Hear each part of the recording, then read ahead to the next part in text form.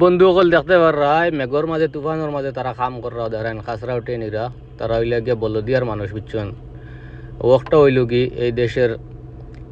উন্নত দেশের উদাহরণ বুঝছেন ওটা হইল উন্নত দেশের উদাহরণ উন্নত দেশের কানুন বুঝছেন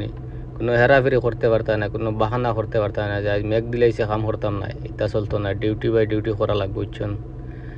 আর ও দেখায়নি পানি উঠে নিবার গাড়িও আই গেছে